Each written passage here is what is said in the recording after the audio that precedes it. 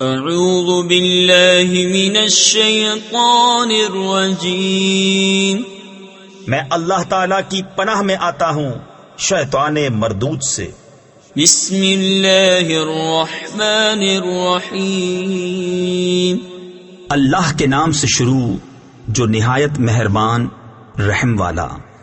واللیل اذا یغشا والنہار اذا تجلی وما خلق الذکر والانثى ان سعیکم لشتی۔ اور رات کی قسم جب چھائے اور دن کی جب چمکے، اور اس کی جس نے نر و مادہ بنائے، بے شک تمہاری کوشش مختلف ہے۔ فَأَمَّا مَنْ أَعْطَى وَاتَّقَى وَصَدَّقَ بِالْحُسْنَى فَسَنُيَسِّرُهُ لِلْيُسْرَى۔ تو وہ جس نے دیا اور پرہیزگاری کی اور سب سے اچھی کو سچ مانا، تو بہت جلد ہم اسے آسانی مہیا کر دیں گے۔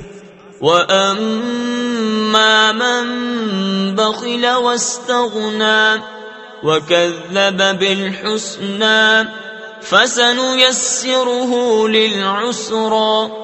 اور وہ جس نے بخل کیا اور بے پرواہ بنا اور سب سے اچھی کو جھٹلایا، تو بہت جلد ہم اسے دشواری مہیا کر دیں گے۔ وَمَا يُغْنِي عَنْهُ مَالُهُ إِذَا تَرَدَّى إِنَّ عَلَيْنَا لَلْهُدَى وَإِنَّ لَنَا لَلْآخِرَةَ وَالْأُولَى فَأَنذَرْتُكُمْ نَارًا تَلَظَّى لَا يَصْلَاهَا إِلَّا الْأَشْقَى۔ اور اس کا مال اسے کام نہ آئے گا جب ہلاکت میں پڑے گا۔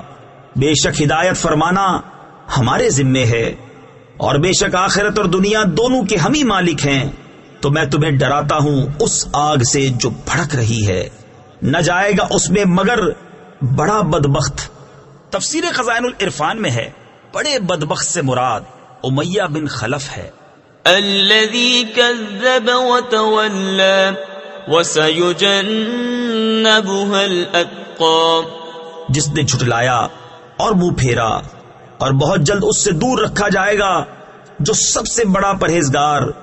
تفسیر خزائن العرفان میں ہے یعنی امیر المومنین حضرت سیدنا صدیق اکبر رضی اللہ تعالی عنہ کو۔ الذی یؤتی مالہ یتزکی وما لأحد عنده من نعمت تجزی، جو اپنا مال دیتا ہے کہ ستھرا ہو، اور کسی کا اس پر کچھ احسان نہیں جس کا بدلہ دیا جائے۔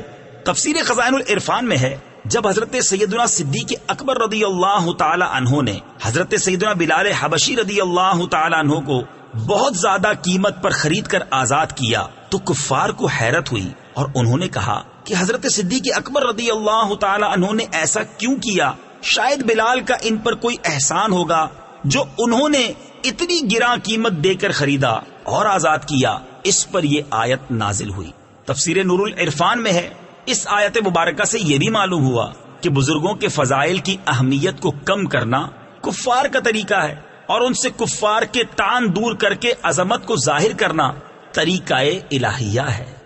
إِلَّا ابْتِغَاءَ وَجْهِ رَبِّهِ الْأَعْلَى وَلَسَوْفَ يَرْضَى، صرف اپنے رب کی رضا چاہتا جو سب سے بلند ہے، اور بے شک قریب ہے کہ وہ راضی ہوگا۔ صدق اللہ العظیم۔